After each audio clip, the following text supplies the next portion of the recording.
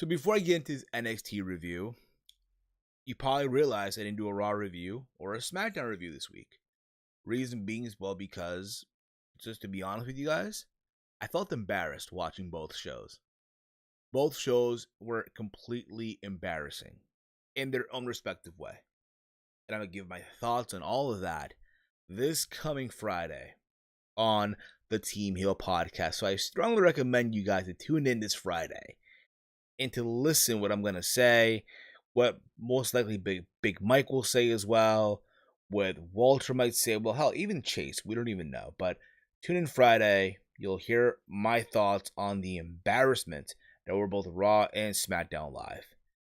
I know there's a lot of YouTubers, a lot of podcasters that did their reviews. To those people, I say, bless your souls, because I honestly could have not done them. Fuck that. Both shows shit the bed. And you think right now with the main roster, it'll continue to get better, but honestly, I don't see it happening. I just don't, but it is what it is. Anyway, let's talk about WWE's saving grace for the week, that being NXT. Tonight for May the 8th, 2019.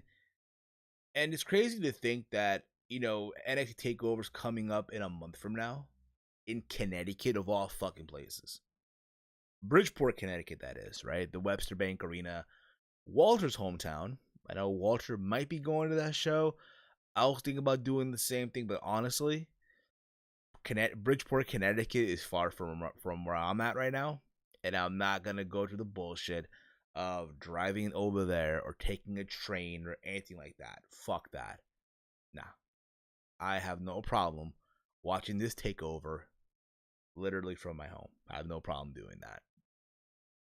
I'm going to just keep it real with you, too. I don't mean to come off like a dick or be that one that jinx anything. But a part of me feel like this takeover coming up in a couple of weeks from now, when you think about it, is probably going to be that one that's going to be like, it wasn't a bad takeover, but it wasn't that, oh my god, this was the show of the year, if you will, from WWE, or for NXT, if you will. I think overall, TakeOver New York was the best takeover. Hands down, the best takeover. It does not get any higher than that. In my opinion, that is. I could be wrong. I can fucking be wrong, and it is what it is. But in my opinion, I just don't think it'll get any higher than TakeOver New York. In my opinion. But we'll see. I could be wrong, like I said. Or at the same time, there'll be a good takeover, but nothing memorable. But we'll see what happens. Anyway, this is your NXT review for May the 8th, 2019. In my honest opinion, this NXT episode was just another one-match show. Just like last week, it was just another one-match show where last week you had Kushida and Cassius. Oh no, here you had Matt Riddle versus Adam Cole. And I ain't gonna lie to you guys. I remembered that this was actually gonna be a match literally on my way home from work. I'm like, holy crap, tonight, Adam Cole versus Matt Riddle. Holy shit. Better go watch NXT, motherflowers. Better rush my fat ass to my chair and watch NXT on the network, pal. God damn it. And again, everything on the show just feels skippable. And that's the thing. Just feels skippable. But that's my opinion. I always encourage you guys to give me your thoughts, whether it be in the comment threads of this video, or if not, let me know on social media. Speaking of social media, you can follow me on Twitter at HeelSteven. You can check me out on Instagram at HeelSteven. Snapchat too. I know I do not have the Snapchat logo here. It's an old graphic. Also on Twitter. Also on YouTube. If you're on the YouTube channel right now, hit that subscribe button. Hit the bell icon. I usually don't say that about the bell icon, but I'm fully aware that YouTube can act up sometimes. And those of you that are subbed to the channel, you are not usually notified when I upload a video. So when you hit the bell icon, you'll be notified when I upload a video or whenever the Team Hill podcast goes live every single week, along with Around the Point. So make sure, dorks, you please hit that bell icon. I will so appreciate it. So the show kicked off with a women's match between Bianca Belair and Mia Yim. If you remember last week, they had that altercation at the PC. And here's the match. Now, they did have a match a month ago or so on TV where you were just showcasing Bianca Belair when she was still undefeated. Sid, right? And the match overall, it wasn't a bad match. It was good back and forth. They gave Mia some offense too, which I'm surprised. Um, a good back and forth match. And Bianca Belair picked up the win. She cheated to win. She used her hair to tie up to the rope. So her hair helped her to get the win, essentially, here. So there's that. I mean, I'll say this overall. I'm happy that Mia got some offense in, even though at the same time, it's like she feels like an enhancement talent at this point in the juncture. She just feels that way. And someone like her should not be just taking these L's every single fucking time on TV. She should not be used as that enhancement talent. There is a woman, when you think about it, right? People wanted her to get signed during the Mae Young Classic. People were chanting, "Please sign Mia, please sign Mia," right? And here they are, just jobbing out. Basically every time I see her, right? But that's just that. She's a good talent. She's someone that should be competing for the women's title. Hopefully down the road that does happen. But Bianca Belair, it's a win. Where does she go from here? I don't even know. It's not actually challenging for the championship come TakeOver Connecticut, but I could be wrong on that too. We shall see. We get a video that I guess took place at the PC as well, where I guess Shayna Baszler was doing a training session, something like that, with the other members of the Horsewomen of MMA, that being Marina Shafir and Jasmine Dukes, and they're training, and then I guess Io Shirai gets involved. She tries to like attack them and shit like that, and they try to break it up. They're building this up again, obviously. Gotta remember, Io Shirai has a pin over Shayna Baszler, so again, you're encouraging that. We're building up to this feud, but you gotta believe in Connecticut they're gonna go at it. But we shall see about that as well. We also get another video. I guess this happened as well at the PC, where the Viking Raiders, yeah, they're now being called the Viking Raiders, by the way. They were getting, I guess, leaving the PC, and they get attacked by the Forgotten Sons.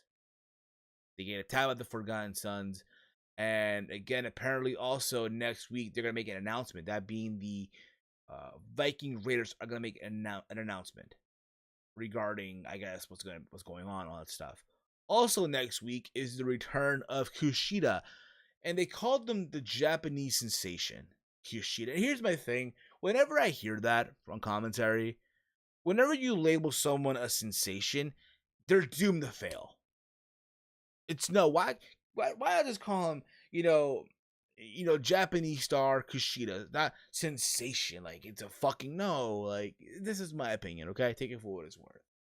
We then get another match on the show. We get Raul Mendoza versus the returning of Riddick Moss, but now he's going as the Riddick Regimen, right? And you remember Riddick Moss has been out with an injury. They mentioned it on television. He was out, I think, with a torn MCL, something like that. And he has a match with Raul Mendoza, who I consider NXT's Spanish Barry Horowitz. Every time I see this guy, he does not win a match. And the match, for what it was, yeah, he got some offense in. A lot of offense, I'll say that too. Riddick Moss, who's now going by the Riddick Regimen, he's now like this workout guru, right? This, like, I guess, fitness guy or whatever, right? That's basically his new look, I guess, his new moniker, new gimmick, if you will. And he has like a water bottle, right? Out of those fucking, I guess, steel, whatever, those generic water bottles that are out of steel and shit to keep the water cold. He has this fucking muscle relaxer, whatever. And it's basically with that. So throughout every single spot, you will see him grab this little machine, try to relax his muscles and shit, get a sip of his water. Raul Mendoza just chuck away out of his hand. And you literally thought by this match that Riddick Moss was going to win, or Riddick Regimen. I'm going to just call him Riddick Moss for the sake of calling him Riddick Moss. I thought literally he was going to win this match. And to Lord of my behold, I was wrong. To my surprise, I was in shock. Raul Mendoza fucking picked up a win. Holy shit. And what universe are we living in here right now? Raul Mendoza, the Mexican fucking Barry Horowitz of NXT has finally picked up a win, and it made it seem like a big fucking deal. Holy shit, he picked up an upset, what a win! Holy crap, it happened, right? Don't be surprised next week he loses again. And I said this last week, I'm gonna say it again. I know Andrade's on SmackDown, he's with Zelina Vega, and honestly, if you really want to reform the LWO or a faction with Andrade as the leader, if you will, why not have with him Raul Mendoza and Humberto Carrillo from NXT? I think that could definitely work. Have those two guys be his henchmen and shit like that. Once I guess he becomes the champion, we'll see. But that's just an idea that I have. Again, give me your thoughts as well. I really welcome your feedback. Like I said before, next week is going to be Kushida returning to action. I talked about the whole thing that happened with Bianca Belair. My bad, with Io Shirai and the Four Horsewomen, the War Raiders, or the Viking Raiders, I'm sorry, getting attacked. We then, from there, go on to the main event. Adam Cole versus Matt Riddle. And they literally went out there for almost 30 minutes. And I'm not sure if they had a match on the Indies. I'm not really sure. I could be wrong on that. If I am, I'm wrong. Maybe in PWG. But the match for what it was a very good match. This match could have easily been on a takeover when you think about it. At the same time, I really wish they could have saved it for takeover. In my opinion, that is my thoughts overall. But for what it was a very good match. Just back and forth. Matt Riddle just showing off his wrestling strength and just grappling over Adam Cole. He did like 3 fisherman. He tried to go for like 3 fisherman busters, like without letting go of the hold, right? And the second one, Adam Cole countered it to his suplex neck breaker. Just a good near falls back and forth. People are losing their shit here. People are chanting both these guys and fight forever. It's rare that you hear that on NXT TV. And you knew somewhere in this match, because keep this in mind, Adam Cole countered a couple of times the Bro Mission, right? The same way Velveteen Dream countered as well. And it looked like, it really, really did. It looked like, Adam, like, what was it called? Matt Riddle hit this combination, right? Of knees and what have you that literally dropped Adam Cole. Adam Cole was out of the ring. And when that happened, okay, you knew that the Undisputed Era was going to come out. And out came Roderick Strong to check up with Adam Cole. Matt Riddle took him out. And then he goes back into the ring and he gets super kicked for just coming back into the ring. And then Adam Cole got played out and got locked into the Bro Mission while Roddy's watching this shit. He's watching all this go down. And Adam Cole taps out. So there's tension again in the Undisputed Era. Something has to give. Like I said before, they're planting the seeds and now they're making it more serious. There's something going on in the Undisputed Era. And Mauro Ranallo said something in the lines of, it's crazy how early in the year Adam Cole said that the entire members of the Undisputed Era were going to be draping in gold, but it looks like they're just draping in more tension. Now, I'm not saying they're going to have a match or anything like that, a takeover, which you could easily do as well. Why the hell not? But something has to give, right? And at the same time, I hope they don't split them up. I hope they don't, because honestly, if they're on the way to the main roster anytime soon, because we don't know when, but if the day ever comes, God forbid, right?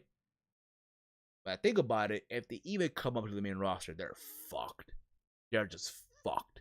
With the embarrassment that you saw on Raw and SmackDown, can you imagine what the fuck they'll do with the Undisputed Era? They wouldn't be called the Undisputed Era. They'll be called the Era. God damn, just imagine they'd be called the Era. Then again, the Undisputed Era is kind of a stupid name. But something has to give. Maybe next week they'll do something else. They'll get to the bottom line about this whole shit. Or maybe, you know what, they'll have a match. Adam Cole and Roderick Strong, and they'll have a match and they'll get it over with, but we'll see. Overall, the NXT, like I said before, was a skippable show besides the main event. That the main event was actually a good show. But everything on the show just felt skippable. The main event was just the key of the show. I encourage you guys to give me your thoughts in the comments below, your feedback, if you enjoyed the show or not. Or if not, again, let me know on social media, on Twitter @HeelSteven. Also follow me on Instagram. If you're new to the channel, hit that subscribe button down below. Also, hit the bell icon, be notified whenever I upload a video. Also, be notified whenever I go live. Don't forget, guys, this coming Friday is another installment of the Team Hill podcast, where I'll give my thoughts on the embarrassment that is Raw and SmackDown from this week, and how panic mode is in full effect for WWE. It really, really is. This whole wild card bullshit. Vince McMahon thinking he's a fucking genius. How their tag team division has just been taken a shit on completely. God damn it, pal. I'm a fucking genius, yo. Seriously. But again, guys, I encourage your feedback. Follow me on Twitter at HeelSteven. And as always, guys, hate, comment, and subscribe. I'm Steve, and I am out like Janice Titties. Peace out, dorks.